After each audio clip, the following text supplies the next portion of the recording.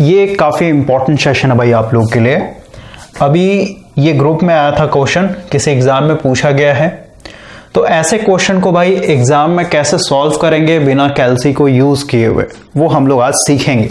या फिर कहिए बहुत सारे लोगों को ये कॉम्प्लिकेटेड लग रहा होगा, है ना, तो आज हम लोग इस क्वेश्चन को काफी इजी वे में सॉल्व कर लेंगे। क्वेश्चन देखिए, ये एसी फंडामेंटल से पूछा गया है भाई। एसी फंडामेंटल मतलब क्या? Alternating current. और हम लोग को पता अल्टरनेटिंग करंट का मतलब क्या है भाई, कि आपका ये एक तरीके से क्या है, टाइम के साथ इसका वैल्यू चेंज होते रहता है, फिर चाहे वोल्टेज या फिर करंट हो, है ना। तो अगर मान लेते भाई ये मेरा वोल्टेज है, तो देख रहे हैं t=0 पे 0 था, फिर जैसे जैसे टाइम बढ़ा वैसे उसका वैल्यू बढ़ रहा, फिर मैक्सिमम गया, फिर धीरे धीरे घट रहा, फिर 0 हो गया, फिर नेगेटिव हो गया, है ना। तो इसी तरीके से अगर हम लोग करंट की बात करें तो करंट का भी भाई वैल्यू क्या होता है आपका, टाइम के साथ चेंज होते रहता है। तो ऐसे वोल्टेज को या फिर कहिए ऐसे करंट को हम लोग बोलते हैं इंस्टेंटेनियस वोल्टेज या फिर कहिए इंस्टेंटेनियस करंट। सही बात है। और इंस्टेंटेनियस वोल्टेज को अगर रिप्रेजेंट करना हो तो हम लोग ऐसे दिखाते हैं, V ब्रैकेट में होता है आपका टाइम, यानी टाइम के साथ ये वेरी हो रहा है। करंट को अगर आपको दिखाना है तो इस तरीके से दिखाना है, यानी करंट भी मेरा क्या है, इंस्टेंटेनियस, यानी टाइम के साथ वेरी हो रहा है। और इनका जो स्टैंडर्ड इक्वेशन होता है ये सबको पता होगा, ये होता है आपका Vmax sin ओमेगा t, और दूसरा होता है भाई आपका करंट के लिए Imax sin ओमेगा t। सही बात है। और अभी हम लोगों ने रजिस्टिव लोड लिया हो तो भाई वोल्टेज और करंट क्या दोनों फेज में है।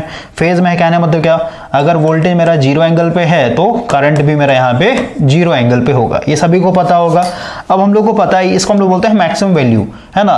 तो हम लोग को पता है भाई कि क्योंकि ये टाइम के साथ वेरी हो रहा है तो हम लोग को तो यहाँ पे फॉर्मूला यूज करना है डीसी सर्किट वाला, पावर इक्वल टू VI, है ना। तो भाई अब ये जो पावर का फॉर्मूला है, तो यहां पे आप वोल्टेज का क्या वैल्यू रखेंगे, ये तो टाइम के साथ चेंज होते चला जा रहा है ना। कुछ समय पे आपका ये वैल्यू था, कुछ समय के बाद मैक्सिमम हो गया, तो यहां पे तो मेरे को एक वैल्यू लिखना पड़ेगा। तो इसके लिए हम लोग क्या करते हैं, इस इंस्टेंटेनियस वैल्यू को हम लोग किस में कन्वर्ट कर देते हैं, RMS वैल्यू में कन्वर्ट कर देते हैं। और RMS वैल्यू मतलब क्या, DC के इक्विवेलेंट होता है। समझ में आया। और RMS वैल्यू क्या था भाई, कि एक डीसी सर्किट ले लीजिए, सेम समय के लिए सेम अमाउंट ऑफ करंट को फ्लो कीजिए, तो जितना भी हीट पैदा हो रहा है वही सेम टाइम में सेम हीट अगर एसी करंट के चलते फ्लो हो जाएगा तो वो एसी करंट और डीसी करंट आपस में क्या है, बराबर। ओके, तो हम लोग को भाई पता है कि अगर इस स्टैंडर्ड इक्वेशन को देखा जाए तो मेरा मैक्सिमम वैल्यू है, तो RMS वैल्यू क्या होता है, RMS वैल्यू हम लोग को पता है कि Vmax को अगर √2 से डिवाइड कर देंगे तो यहां से मेरे को क्या मिल जाएगा, RMS वैल्यू मिल जाएगा। सही बात है। उसी तरीके से करंट का अगर RMS वैल्यू चाहिए तो Imax को √2 से डिवाइड कर देंगे तो करंट का मेरे को RMS वैल्यू मिल जाएगा। इतना बेसिक इंफॉर्मेशन आपको पता होगा भाई।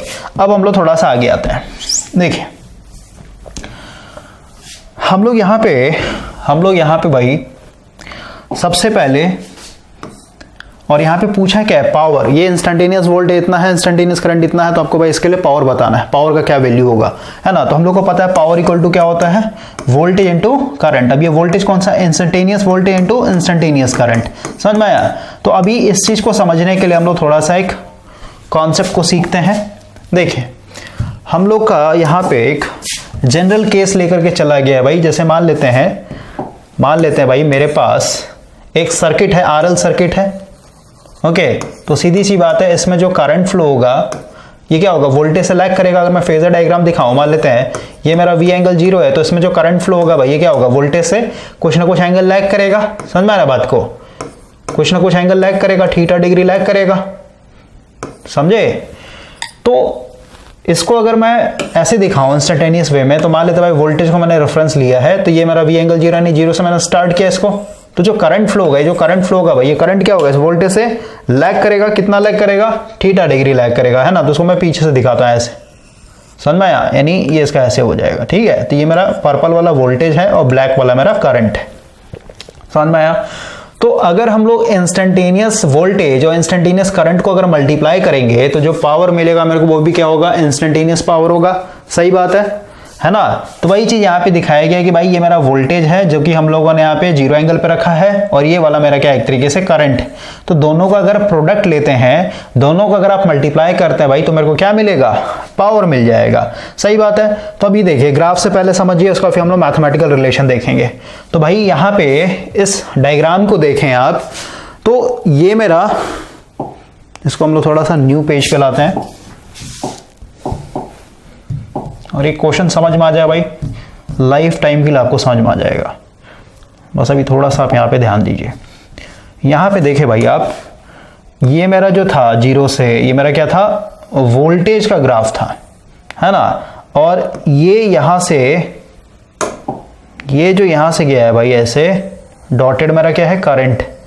तो इन दोनों को जब हम लोगों ने मल्टीप्लाई किया तो देखिए ध्यान से, यहाँ पे भी ये मेरा क्या है 0, तो पावर का फॉर्मूला क्या है, power equal to instantaneous voltage into instantaneous current. पहले बच्चे की तरह समझिए आप।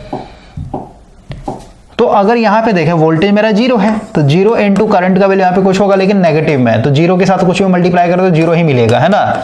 समझ में आया। तो मेरा जो पावर है ये 0 से यहीं से स्टार्ट होगा, 0 से ही स्टार्ट होगा। अब देखिए यहाँ पे आइए, इस वैल्यू पे वोल्टेज मेरा क्या है, वोल्टेज का कुछ वैल्यू है लेकिन वोल्टेज मेरा पॉजिटिव है, लेकिन यहाँ पे भाई जो करंट है, करंट क्या है मेरा, नेगेटिव है ना। तो वोल्टेज मेरा पॉजिटिव है और करंट मेरा नेगेटिव है।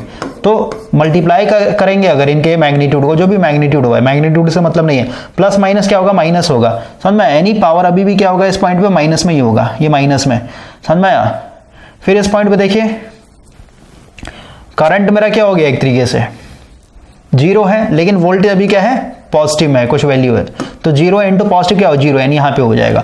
समझ में आ रहा है। तो इस तरीके से आप समझ सकते हैं भाई कि जो मेरा पावर का ग्राफ बनेगा ऐसे 0 से स्टार्ट होगा, ये 0 से स्टार्ट होगा, फिर यहाँ पे अगेन 0 होगा क्योंकि इस पॉइंट पे करंट 0 है, वोल्टेज कुछ वैल्यू है।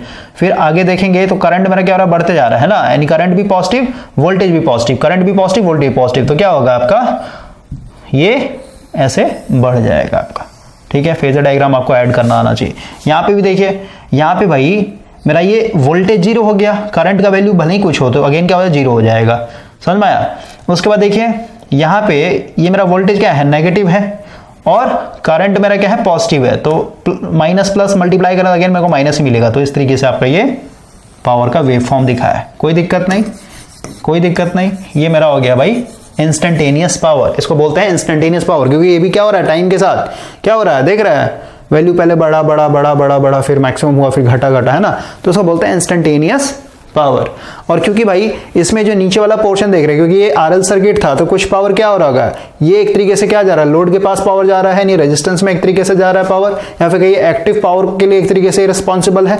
और ये जो नीचे वाले मतलब क्या है, रिटर्न, यानी वापस से कहाँ जा रहा है, सोर्स में जा रहा है, तो इसको हम लोग बोलते हैं रिएक्टिव पावर। समझ में आया। तो ये एक्टिव पावर हो गया और ये मेरा रिएक्टिव पावर हो गया। अब हम लोग वापस से आते हैं अपने, और यहाँ पे एक चीज और समझना है कि अगर आप यहाँ पे ऐसे, हम लोग बाद में बात करेंगे इसके ऊपर, यहाँ पे आइए। अब हम लोग यहाँ पे भाई अपने क्वेश्चन के ऊपर थोड़ा सा काम करते हैं। सबसे पहले हम लोग इसके लिए फेजर डायग्राम दिखाते हैं भाई, तो मेरे को ऑलरेडी पता है ना, ये साइन के पहले जो वैल्यू होता है इसको वी मैक्स बोलते हैं। तो हम लोग यहाँ पे v का मैग्नीट्यूड निकाल सकते हैं, नहीं इस आरएमएस वैल्यू निकाल सकते हैं। इसको ऐसे लिखता हूँ, वी आरएमएस क्या हो जाएगा भाई, वीएम अपॉन रूट 2 होता है ना। तो वीएम कितना है, 110 अपॉन रूट 2 कर लेंगे। समझ में। और ये एंगल कितने पे है, यहाँ पे देख रहे हैं, ये इसको हम लोग ओमेगा बोलते हैं भाई। स्टैंडर्ड इक्वेशन से अगर आप कंपेयर करें तो क्या होता है, VM sine omega T plus 0 degree, आप लिख सकते हैं समझने के लिए, अंडरस्टैंडिंग के लिए। तो देख रहे हैं यहाँ पे टी तो है ही ऑलरेडी, तो जो 314 है किसके लिए है, ओमेगा के लिए। तो हम लोग लिख सकते हैं ओमेगा इक्वल टू क्या होता है, 2 पाई एफ। समझ में आया। और ओमेगा का वैल्यू जहाँ पे क्या दिया हुआ है, 314 दिया हो, तो 314 बराबर क्या हो जाएगा, 2 पाई एफ, और यहाँ से एफ का वैल्यू निकालेंगे तो कितना हो जाएगा, 314 अपॉन 2 पाई। इसको सॉल्व किया तो अपॉन ये 50 हर्ट्ज फ्रीक्वेंसी आएगा भाई। ठीक है, तो कभी भी आपसे ऐसे भी क्वेश्चन पूछेगा 110 साइन 314 टी प्लस 45 है, तो आपको पूछ देगा भाई फ्रीक्वेंसी क्या होगा, है ना। तो डायरेक्ट आपको याद रखना 314 लिखा हो रहेगा कहीं पे भी, तो आपको सीधे सीधे 50 हर्ट्ज फ्रीक्वेंसी, नहीं तो ऐसे आप सेपरेट में निकाल सकते हैं। समझ में। अभी बस ये मैंने आपको एक्स्ट्रा चीज बता दिया भाई, इसका भी नीड नहीं हम लोग को। तो समझिए भाई, हम लोगों ने यहाँ पे क्या किया, वोल्टेज का आरएमएस वैल्यू निकाल लिया वी मैक्स अपॉन रूट 2, और इसका एंगल अगर लिखना हो तो एंगल क्या लिख देंगे, 45 डिग्री। उसी तरीके से करंट का वैल्यू मैं निकाल सकता हूँ। करंट का वैल्यू क्या है आरएमएस में, बताइए। आई आरएमएस क्या हो जाएगा, ये हो जाएगा आई मैक्स अपॉन रूट 2, ये हो जाएगा आई मैक्स कितना है, 11 अपॉन रूट 2, और एंगल कितना है sine omega T minus 45 degree, यानी ये हो जाएगा आपका माइनस 45 डिग्री। क्लियर हो गया। तो इस तरीके से भाई हम लोगों ने करंट को और वोल्टेज को किस में लिख लिया है, एक तरीके से पोलर फॉर्म में लिख लिया है। तो अब हम लोग इसका फेजर डायग्राम बना सकते हैं। मान लेते हैं ये मेरा एक्स एक्सिस है, ये मेरा वाई एक्सिस है। तो वोल्टेज को अगर दिखाना भाई तो क्या है, वी एंगल कितने पे, 45 पे है ना। तो इसको मैं ऐसे दिखा सकता हूँ, ये मेरा हो गया वी एंगल 45 डिग्री, यानी यहां से लेके यहां तक क्या है मेरा 45 डिग्री है। समझ में आया। और जो करंट है, करंट कितना है, ये भाई -45 डिग्री पे है, तो ऐसे हम लोग पॉजिटिव ले रहे हैं तो इसका जस्ट अपोजिट में नेगेटिव होगा, यानी ये ऐसे दिखा देता हूं मैं। और इसका मैग्नीट्यूड भी देख रहे हैं, ज्यादा है तो उसको बड़ा दिखाएंगे, इसका मैग्नीट्यूड कम है तो छोटा दिखाएंगे। ओके, तो करंट को मैं ऐसे दिखा देता हूं, ये मेरा हो गया I एंगल -45 डिग्री, समझ में, फिर ऐसे दिखा दीजिए, इधर से अगर आप काउंट करेंगे तो -45 डिग्री हो जाएगा। ओके, अब भाई मैं यहाँ पे देखना चाहता हूँ, क्योंकि ये अल्टरनेटिंग करंट और आप देख रहे हैं वोल्टेज और करंट क्या है, ये 45 डिग्री पे है और ये आपका -45 डिग्री पे है, तो सीधी सी बात है इनके बीच में कुछ ना कुछ एंगल बन रहा होगा। और वोल्टेज और करंट के बीच में जो एंगल होता है हम लोग क्या बोलते हैं, पावर फैक्टर एंगल, जिसको हम लोग फाई से रिप्रेजेंट करते हैं। तो मेरे को फाई पता करना है यहाँ पे, है ना, वोल्टेज और करंट के बीच का एंगल मेरे को फाइंड आउट करना है। तो पहले ऐसा जो मैंने लिखा है इसको मिटा देता हूँ। अब यहाँ पे समझिए, बहुत सारे लोग यहीं पे मिस्टेक करते हैं। हम लोग क्या कर रहे हैं भाई, हमें हमेशा, ठीक है, हमेशा आपको क्या करना है, एक ही डायरेक्शन लेना है। जैसे आप देखिए, मेरे को यहाँ पे वोल्टेज है, यहाँ पे मेरा करंट है, तो ये जो एंगल बनेगा मेरा, कलर चेंज करते हैं, ये जो एंगल बनेगा भाई, यही तो एंगल है मेरा किसके किसके बीच में, वोल्टेज और करंट के बीच में। समझ में, ये एंगल मेरे को निकालना है, जिसको हम लोग फाई बोल रहे हैं। तो फाई कैसे निकालेंगे आप लोग, देखिए, अगर हम लोग यहां से इसको रेफरेंस मान के चल रहे हैं, तो यहां से अगर पूरे करंट को देखेंगे, करंट कितने एंगल पे है भाई, यहां से अगर आप देखेंगे तो करंट कितने एंगल पे आएगा, देखिए यहां से यहां चले तो 90 डिग्री, फिर यहां से यहां चले 90 यानी 180 हो गया, फिर यहां से यहां चले फिर 90 यानी 270 हो गया। और क्योंकि ये टोटल एंगल मेरे को पता है 90 होता है, ठीक है, तो ऑलरेडी कितना है 45 से इधर 45 हो जाएगा, है ना। तो यहाँ पे 270 था, तो ये एंगल कितना हो जाएगा और 45 डिग्री। तो 270 में 45 जोड़ेंगे तो कितना हो जाएगा आपका 315, यानी ये जो करंट है कितने एंगल पे है, 315 डिग्री पे है।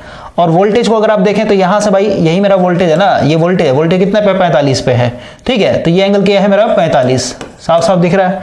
तो भाई अब मेरे को क्या करना है, ये वाला एंगल निकालना है, सिर्फ ये वाला एंगल, है ना। तो भाई क्या करेंगे, इस टोटल एंगल में से अगर मैं ये एंगल घटा दूं, है ना, इस पूरे एंगल में से ये वाला एंगल घटा दूं तो मेरे को क्या मिलेगा, ये वाला मिल जाएगा। यानी 315 डिग्री में से मैं कितना, इसका एंगल है 45 डिग्री माइनस कर दूंगा, तो ये मेरे को फाई, और फाई कितना आ जाएगा आपका 270 डिग्री, है ना। अब बहुत सारे बच्चे होंगे जो कहेंगे कि सर अब फाई का वैल्यू तो 270 आ गया, लेकिन कैलसी तो अलाउ नहीं एग्जाम में, तो हम लोग कैसे इसका वैल्यू एक तरीके से निकालेंगे, है ना। तो पहले समझिए, आप समझिए कैसे निकालते हैं। अभी हम लोग यहाँ बात करते हैं भाई, वोल्टेज और करंट को हम लोगों ने इस तरीके से लिख लिया। अब हम लोग को पता है जो पावर का फॉर्मूला होता है, दो तरह पावर होता है, एक्टिव पावर है, एक रिएक्टिव पावर। तो हम लोग को पता नहीं भाई, क्योंकि ये करंट क्या हो रहा है, लैग कर रहा है, तो आरएल भी हो सकता है ना। तो हम लोग सबसे पहले देखते हैं एक्टिव पावर कितना लेगा। ये करंट जो है एक्टिव पावर, करंट और वोल्टेज का प्रोडक्ट एक्टिव पावर यानी VI cos फाई होता है। हम लोग पहले देखते हैं एक्टिव पावर कितना लेता है। और यहाँ पे क्या होता है, ये VRMS होता है, ठीक है, VRMS IRMS into cos phi. तो VRMS कितना है भाई आपका 110/√2 इंटू, यहाँ पे सिर्फ मैग्नीट्यूड होता है भाई, ठीक है, एंगल नहीं देना होता है। IRMS कितना है आपका 11/√2 और cos और फाई का वैल्यू अभी जस्ट निकाल लिया, कितना है आपका 270 डिग्री। अब बहुत सारे बच्चों को यहीं पे दिक्कत होता है कि सर इसका वैल्यू कैलसी, बिना कैलसी कैसे निकालेंगे। तो इसको याद करने का बिल्कुल सही तरीका है भाई, और बिल्कुल इजी तरीका है, और लाइफ टाइम आप भूलेंगे नहीं कभी भी। समझिए, हम लोग को पता है इस ग्राफ को क्या बोलते हैं भाई, ये साइन का ग्राफ है, सही बात है। तो साइन में हम लोग को पता है, साइन का वैल्यू आपको पता होगा कि साइन 0, जैसे यहाँ पे लिखता हूं मैं साइन, ये 0 डिग्री हो गया, है ना, 0, 90, 180 और 360, इस तरीके से मैं लेके चलता हूं। फिर इसमें 270 भी डाल देते हैं, 270 और 360 डिग्री। तो हम लोग को देखिए भाई, साइन 0 मतलब यहां की बात हो रही है, ठीक है। तो साइन 0 क्या होता है, 0 होता है हमेशा, ठीक है। साइन 90 यानी यहां पे जब जाएंगे, ये है मेरा, देख रहे हैं यहाँ पे मैं लिखता हूं, ये 0 हो गया, यहां पे होता है π/2 यानी 90 डिग्री, ये हो गया आपका पाई यानी 180 डिग्री, 180 डिग्री, ये हो गया आपका 270 और ये हो गया आपका 360। समझ में आया। पाई में लिखना है तो 0 π/2, ये हो जाएगा आपका पाई, ये हो जाएगा आपका 2 पाई। अब बहुत सारे लोगों को इसको क्या लिखेंगे ये समझ में नहीं आता होगा, है ना। तो इसको कैसे निकालेंगे ये समझिए भाई। हम लोग को पता है कि 180 डिग्री को हम लोग क्या बोलते हैं, पाई बोलते हैं। समझ में आया, 180 डिग्री को पाई बोल रहे हैं ना। तो 1 डिग्री कितने के बराबर होगा, π/180 डिग्री। तो मेरे को 270 में लिखना है पाई के टर्म में। तो 270 डिग्री कितने के बराबर हो जाएगा भाई बताइए, π/180 डिग्री गुना 270 डिग्री। 1 0 से 1 0 खत्म हो जाएगा। इसको सॉल्व कर लेंगे तो 9 दूनी 18 और 9 तिया 27 यानी कितना आ जाएगा 3 इंटू पाई अपॉन 2, ये आप लिख सकते हैं इसको, ठीक है, समझ में आया। तो आप यहां से सिर्फ इस ग्राफ के थ्रू भाई आप साइन 0 का वैल्यू निकाल सकते हैं, साइन 90 का, साइन 180 का, साइन 270 का और साइन 360 का। कैसे?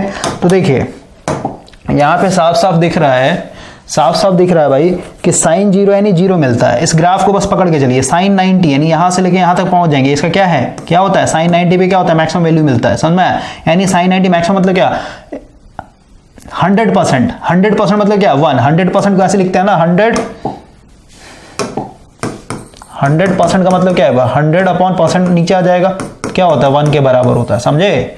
तो साइन 90 1 हो जाएगा, साइन 180 की बात करें तो क्या हो जाएगा, 0 हो जाता है, ठीक है। फिर साइन 270 तो भाई ये क्या हो गया, माइनस में आ गया मैक्सिमम, यानी -1 होता है, ठीक है। कैल्सियम आप वैल्यू डालते चले जाइए, अगर आपको बिलीव नहीं हो रहा तो साइन 270 लिखे हुआ आपको -1 बताएगा कैल्सी, ठीक है। और साइन 360 बोलेगा तो 0 हो जाता है ऑटोमेटिक, समझ में आ गया, साइन समझ में आ गया। अब कॉस पे आते हैं भाई। कॉस पे अगर भाई ये देखें आप, इसको मैं मिटा देता हूं, तो कॉस जो है यहीं पे अगर मैं दिखाऊं, कॉस जस्ट इसका उल्टा होता है, क्योंकि ये यहां से स्टार्ट होता है। इसको मैं ऐसे कर लेता हूं,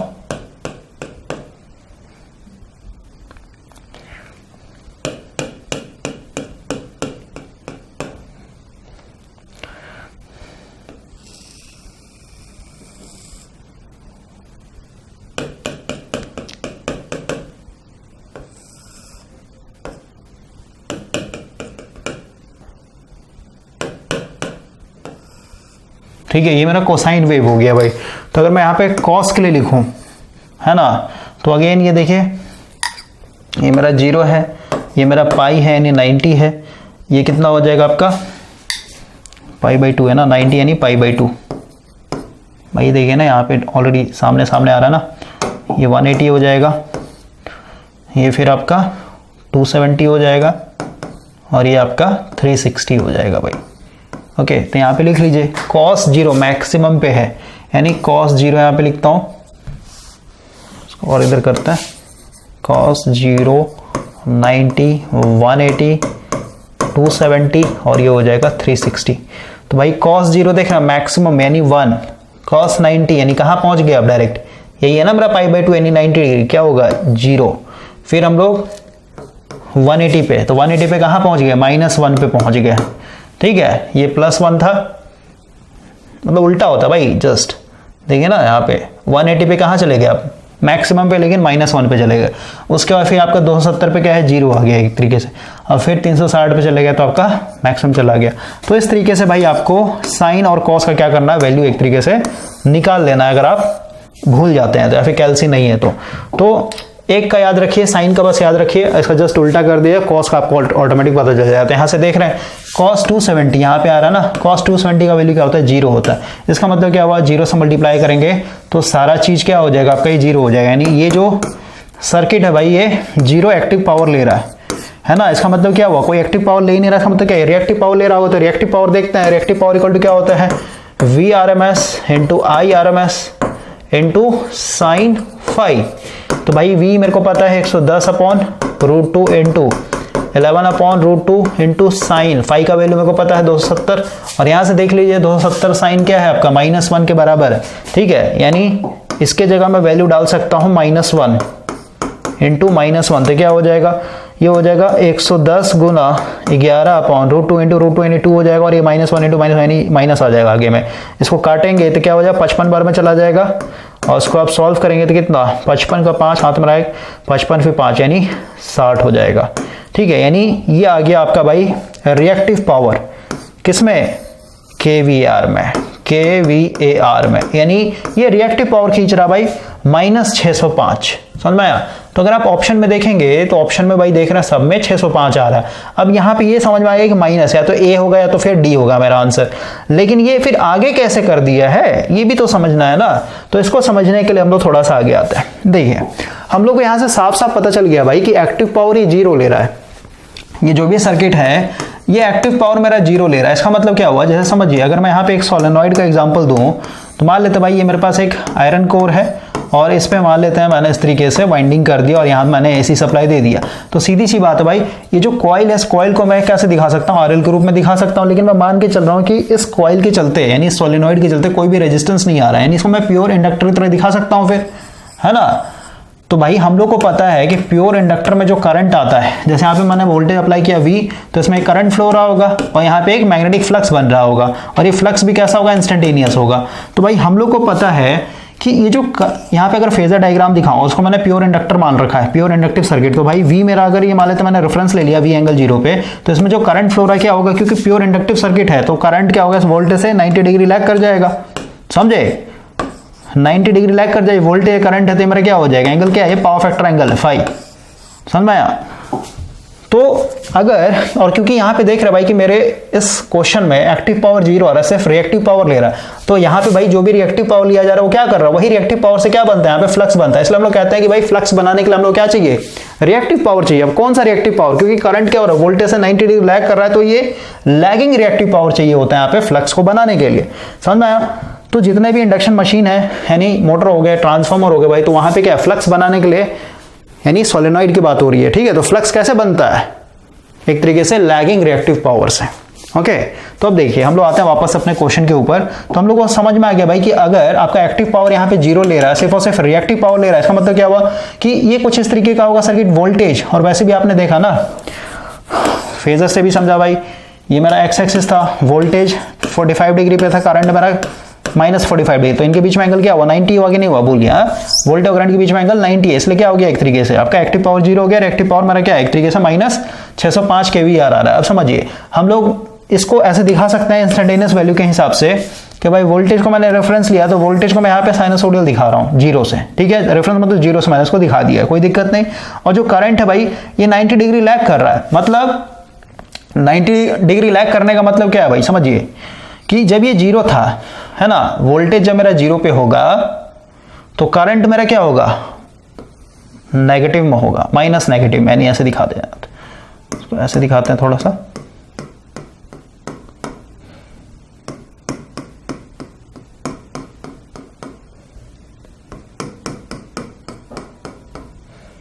कॉन्सेप्ट के साथ पढ़ेंगे भाई तो दिमाग आपका काम करेगा, नहीं तो फिर आप ऐसे ही शॉर्टकट पढ़ेंगे तो कोई फायदा नहीं है, दिमाग आपका काम नहीं करेगा, लॉन्ग टर्म आपके पास रहेगा भी नहीं।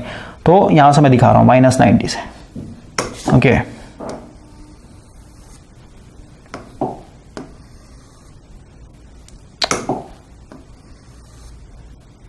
यानी जब ये मैक्सिमम है तो ये 0 है, समझ में। 90 डिग्री लैग का मतलब यही होता है ना,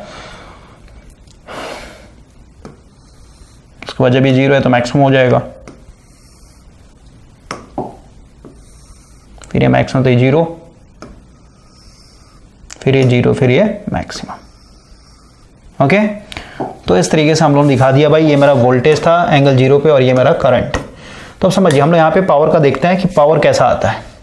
समझिए पहले जो हम लोगों ने एक जनरल केस लिया था भाई आरएल के लिए, है ना, तो इसमें आप देखिए ध्यान से कि जो पावर आया भाई, दोनों को जब मल्टीप्लाई किया हम लोगों ने, इंस्टेंटेनियस करंट और इंस्टेंटेनियस वोल्टेज, तो यहाँ पे जो पावर आ रहा है ना, इसका अगर आप फ्रीक्वेंसी ध्यान से देखें, पहले तो आप फ्रीक्वेंसी क्या होता है भाई ये समझिए कि भाई अपने आप को अपना साइकिल फिर से जब रिपीट करने लगता है ना, तो ये इसका एक कंप्लीट साइकिल था यहाँ से लेके यहाँ तक, है ना, समझ रहे बात को। तो 1 सेकंड में जो भी साइकिल ये बनाएगा हम लोग फ्रीक्वेंसी बोलते हैं। तो ये भाई मान लेते हैं ये टी टाइम में यहां से लेके यहां तक एक साइकिल बना रहा है, नहीं मान लेते हैं टी टाइम ले रहा है भाई बनाने के लिए, समझ में आया, एक साइकिल।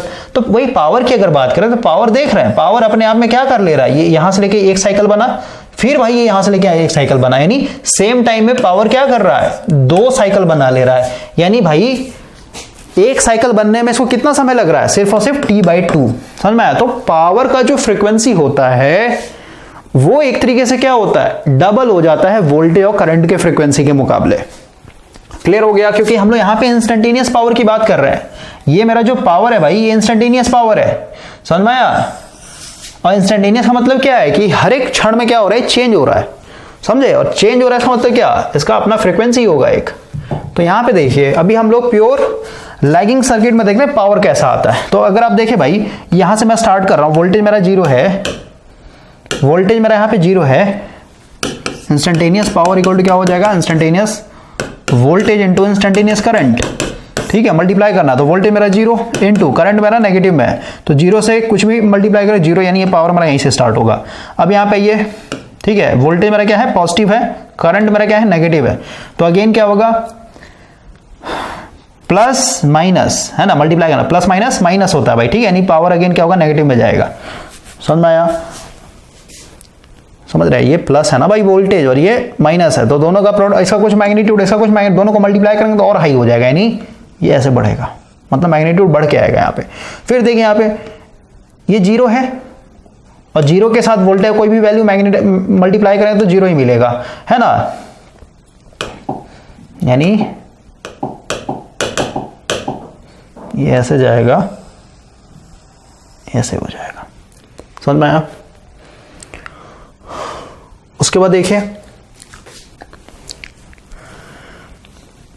अब आगे देखते हैं भाई, ये मेरा पॉजिटिव है, ये भी पॉजिटिव है, ठीक है, यहाँ भी पॉजिटिव है, यहाँ भी पॉजिटिव, और सब वैल्यू बढ़ते जा रहा है, नहीं इनको अगर आप मल्टीप्लाई करेंगे तो कुछ ऐसे आएगा। यहाँ पे देखिए 0 हो गया तो ये फिर सीधे सीधे ऐसे 0 हो जाएगा, समझे? तो इस तरीके से आपका मल्टीप्लाई करते जाएंगे तो ऐसे ऐसे आपका क्या बनेगा, पावर बनेगा। तो अब ध्यान से देखिए भाई, ध्यान से देखिए,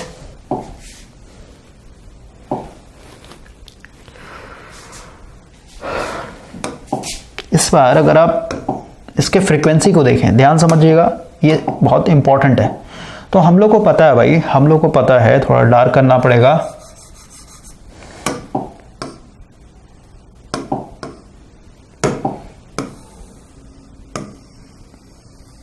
ये मेरा क्या था, वोल्टेज का फ्रीक्वेंसी था, सही बात है ना, एक साइकिल बनने में इतना टाइम लिया भाई, इसने टी टाइम लिया, ओके। करंट को भी देखेंगे तो करंट भी भाई एक साइकिल बनाने के लिए इतना ही टाइम ले रहा है। अब वही अगर हम लोग यहां पे अपने पावर को देखें, तो पावर को देखें ध्यान से,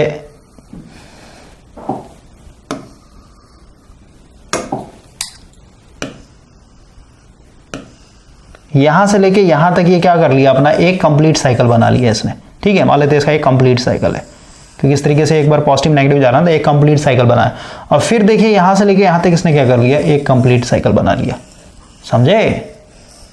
क्योंकि यहां से फिर अपने आप को रिपीट कर रहा है ना, तो इसने एक कंप्लीट साइकिल जो बनाया भाई, इसके लिए टाइम कितना लिया, इसका आधा लिया, यानी t/2 लिया, समझे? तो इसका फ्रीक्वेंसी क्या हो गया, डबल हो गया। F = क्या होता है, 1/t, 1/t, और यहाँ पे टाइम पीरियड क्या है, t/2, यानी 1t की जगह t/2 करेंगे तो क्या हो जाएगा, ऊपर में डबल हो जाएगा, समझे? तो पावर का जो फ्रीक्वेंसी होता है भाई, इंस्टेंटेनियस पावर का, ये हमेशा दिमाग में रखना, डबल होता है। अब हम लोग आते हैं वापस से, तो हम लोग क्वेश्चन पे आते हैं। अब ये क्वेश्चन में कोई जान नहीं है, तो हम लोगों ने भाई ऑलरेडी मैग्नीट्यूड तो फाइंड आउट कर लिया था कि भाई ये रिएक्टिव पावर ले रहा है जो कि आपका -605 kVAR। अब इसको इंस्टेंटेनियस फॉर्म में रखना है, तो ये पावर का आपने देखा, ये ग्राफ ये कैसा आ रहा है बताइए, ये साइनसोडियल ही तो है, ये जो आया आपका ये साइनसोडियल है ना, यानी इसको हम लोग लिखेंगे -605 साइन।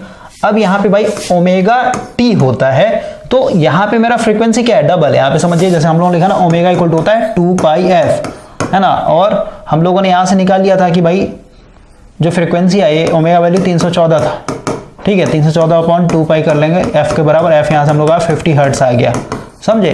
तो भाई ये तो मेरा वोल्टेज और करंट का फ्रीक्वेंसी था 50 हर्ट्स, लेकिन पावर का डबल हो चुका है, यानी पावर के लिए क्या हो जाएगा, फ्रीक्वेंसी क्या होगा भाई आपका 100 हर्ट्स होगा। तो हम लोग लिखते हैं यहाँ पे कि जो ओमेगा है, ओमेगा = 2πf है, तो इस बार हम लोग का फ्रीक्वेंसी डबल हो गया, तो 2π इंटू यहाँ पे f की जगह 100 हर्ट्स लिखेंगे, तो सीधी सी बात इसको मल्टीप्लाई करें तो कितना हो जाएगा आपका 614 हो जाएगा। फिर कहिए ये भाई ओमेगा की जगह जब फ्रीक्वेंसी 50 हर्ट्ज था तो 314 के बराबर था, तो फ्रीक्वेंसी डबल हुआ तो क्या होगा, डबल हुआ सीधे सीधे, ठीक है। तो क्या हो जाएगा आपका -605 साइन, और ओमेगा की जगह क्या लिखेंगे यहाँ पे 614t।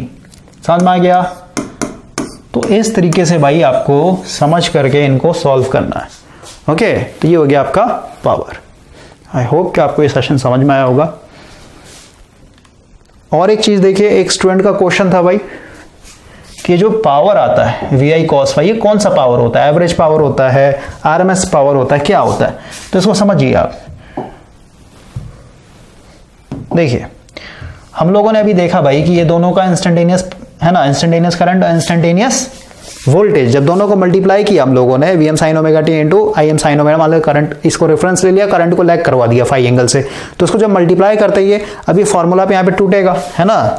तो इसको जब आप ब्रेक करेंगे तो भाई जो आपका इंस्टेंटेनियस पावर आता है ये दो कंपोनेंट में ब्रेक होता है, ठीक है।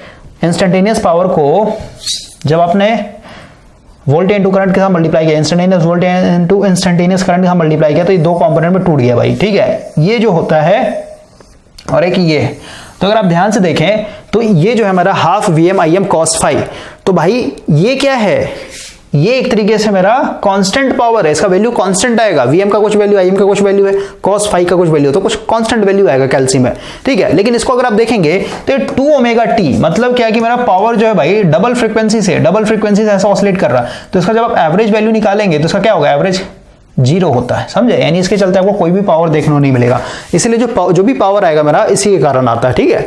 तो इसको फर्दर यहाँ पे लिखा गया है कि भाई जो फर्स्ट पार्ट था, इसमें दो पार्ट थे, तो फर्स्ट पार्ट जो है आपका ये कांस्टेंट पार्ट है जिसको हम लोग बोल रहे हैं half Vm Im cos phi, और इसका एवरेज वैल्यू निकाला जा सकता है। और वही जो दूसरा पार्ट है ये क्या है, पल्सेटिंग है, डबल फ्रीक्वेंसी से ऑसिलेट कर रहा है, तो इसका एवरेज वैल्यू क्या होगा, हमेशा 0 होगा, ठीक है। तो जो एवरेज पावर होगा इसी कंपोनेंट का निकलता है, तो इसका एवरेज निकालें तो क्या हो जाए आपका, है ना, Vm Im upon 2 cos phi, इसको हम लोग 2 को क्या लिख सकते हैं भाई, Vm अपॉन 2 को लिख सकते हैं ना √2 इंटू √2, समझे। तो ये हो जाएगा Vm into Im upon √2 into √2, तो ये क्या हो जाएगा Vrms into Irms into cos phi, तो ये मेरा पावर आता है। तो जो पावर है क्या है, ये एवरेज वैल्यू होता है भाई, ठीक है। ये जो वैल्यू है क्या है, एक तरीके से इस तरीके से आपको समझना है।